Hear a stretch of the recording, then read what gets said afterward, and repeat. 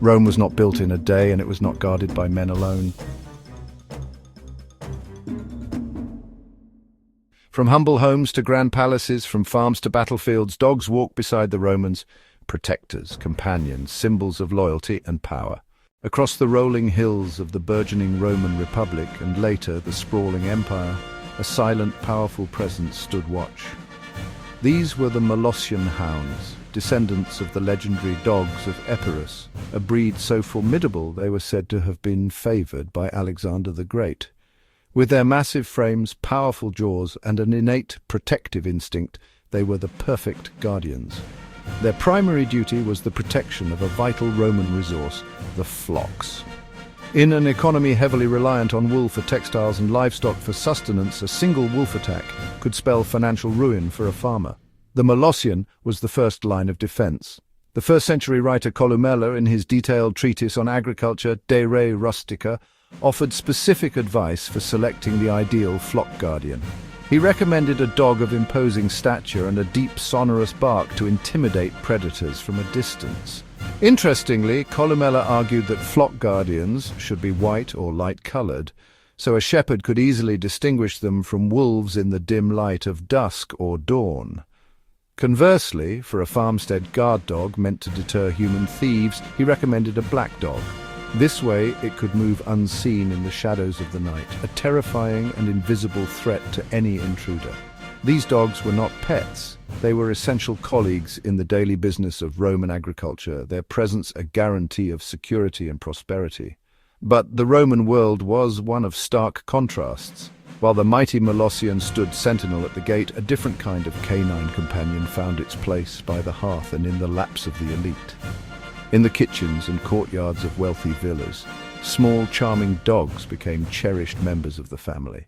These were often breeds like the Melitone, the ancestor of the modern Maltese, prized for their intelligence, playful nature, and silky white coats. They were status symbols, pampered and adorned with expensive collars, their presence signaling the refined tastes of their owners. The depth of this affection is immortalized in stone. Roman tombstones bear witness to the profound grief of owners for their lost companions. Epitaphs speak of Issa, more frolicsome than Catullus's sparrow, or for a dog named Patrice. You never barked without reason, but now you're silent. These were not mere animals. They were confidants and sources of immense joy. Their loss felt as keenly as any other member of the family. This emotional bond highlights the complex and multifaceted relationship Romans had with their dogs, one that spanned the entire spectrum, from utilitarian tool to beloved friend. But as Rome's ambition grew, so too did the roles its dogs were asked to play. The Republic's relentless expansion and the subsequent consolidation of the empire was written in conquest. The same loyalty that bound a dog to a shepherd or a child was now weaponized for the state. The Roman military formalized the use of dogs in warfare, creating the war dog. These animals, often bred from the same powerful Molossian stock, were selected for their aggression, strength, and courage. They were trained to be fearless, to ignore the deafening chaos of battle and focus on their task. They were outfitted for war, wearing thick leather or metal armor to protect their vital organs, and formidable spiked collars, designed to inflict grievous wounds and protect their necks from enemy blades. These dogs were used as sentries, messengers, and trackers, but their most terrifying role was as shock troops. Released in packs, they would charge ahead of the legions to break enemy formations, sow terror and confusion, and attack horses to disrupt cavalry charges. Their impact was as much psychological as it was physical. Imagine a barbarian line, braced for the disciplined advance of legionaries, suddenly confronted with a snarling armored pack of hounds weighing over 100 pounds each, charging with single-minded fury. For Rome's enemies, these war hounds were monstrous embodiments of the empire's ferocity and unyielding discipline. Yet even as these dogs fought on distant frontiers, the image of the canine guardian became ever more central to Roman domestic life. Nowhere is this more famously captured than in the phrase cave canem, beware of the dog.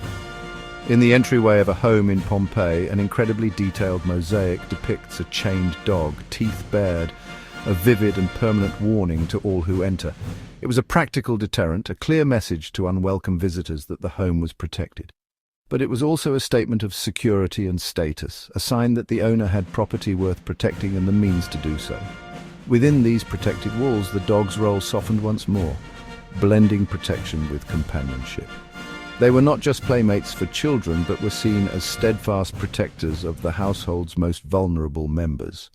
For a Roman child, the unwavering loyalty of their canine friend was perhaps their first and most profound lesson in the virtue of a cornerstone of Roman character. From the windswept pastures to the opulent villas, from the chaos of the battlefield to the quiet of the family hearth, the dogs of Rome were more than mere animals. They were guardians, warriors, companions, and symbols, their lives and loyalties woven inextricably into the grand, complex tapestry of the Roman world.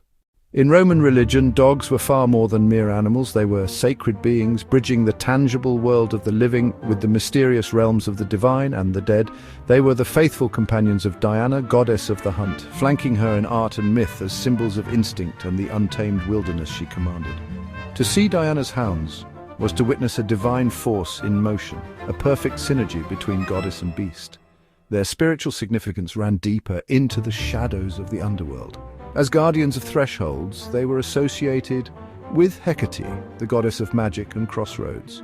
It was believed these spectral hounds could perceive spirits and guide lost souls, making them protectors of the sacred boundary between life and death, conduits between worlds. This reverence wasn't confined to mythology. It was etched into Roman literature. Writers like Virgil celebrated their loyalty, while agriculturalists like Varro provided detailed instructions on training dogs to guard a farmstead. But it is in the deeply personal tributes, the epitaphs carved into stone, that we feel the true depth of the Roman canine bond. These were not just working animals, they were family. One grieving owner immortalized their companion with the words, "I carried you in my arms to your grave, weeping. Just as 15 years ago I carried you with joy in my home." Another epitaph poignantly honors a dog who never barked without reason, a simple yet profound testament to a creature's wisdom and steady companionship. Away from the sacred temples and solemn tombs, dogs were an inseparable part of the vibrant tapestry of daily Roman life. In bustling markets, the mighty Molossian hounds stood guard at wealthy villas, their presence immortalized in the famous Cav Canem, "Beware of the Dog," mosaics of Pompeii. In the countryside, tireless sheepdogs managed flocks, while sleek hunting breeds accompanied nobles on excursions. Even in intimate domestic settings, small, pampered lapdogs offered comfort, proving a dog's role was as varied as the society it served. This bond, forged in divinity, work, and companionship, became a powerful cultural symbol. As the centuries wore on and the foundations of the Roman Empire began to weaken, the unwavering loyalty of the dog stood in stark contrast to the shifting allegiances of men. Their faithfulness became legendary, a touchstone of virtue in a world of uncertainty. The dog's legacy, therefore, is not just one of utility, but of an enduring, sacred bond that outlasted the very empire that celebrated it. The echoes of marching legions have long since faded into silence. The marble grandeur of the Forum now stands as a skeletal testament to ambition, a ghost of unparalleled power. Emperors and senators, once masters of the known world, are now just names etched in stone, their triumphs and tragedies relegated to the pages of history. The empire, in all its might and majesty, is gone, and yet, amidst these monumental ruins, a living, breathing legacy endures. It pads softly over ancient cobblestones, its tail wagging in the morning sun. It is a presence as old as the city itself, a thread of continuity woven through the rise and fall of civilization. This enduring legacy is the dog. In the age of emperors, the dog was an indispensable tool, a living weapon, and a vital partner. The formidable Molossian hounds, the Canis pugnax, marched alongside the legions, their powerful frames and fierce loyalty serving as sentinels for the camps and shock troops in the chaos of battle. They were the guardians of the empire's edge.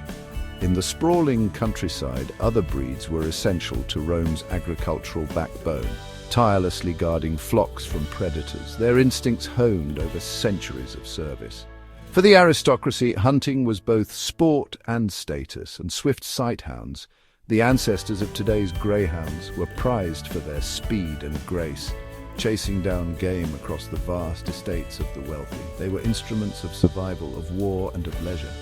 But to see them as mere servants is to miss the profound truth of their place in Roman life. The relationship was far deeper, more nuanced. we see it immortalized in stone and art.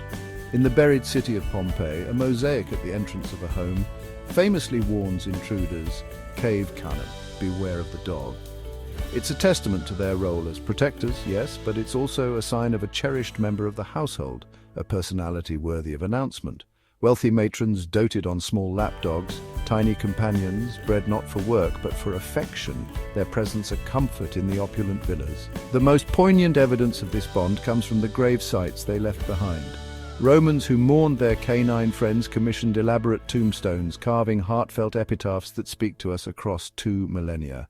One inscription grieves for a dog named Patrice, who died giving birth, lamenting, "Her life was snatched away by treacherous fate." These were not tributes for a tool, they were eulogies for family. This was a love that transcended class and station, a simple, honest affection that provided solace and joy in a world of political intrigue and brutal conquest.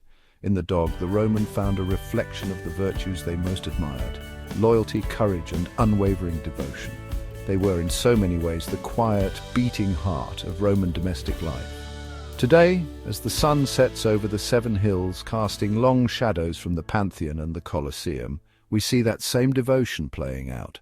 The legions are gone, the emperors are dust, and the empire is a memory. But the simple, profound connection between human and dog remains. It is a quiet reminder that while monuments of stone and legacies of power will inevitably crumble and fade, the bonds of love and loyalty are the true eternal legacy of Rome.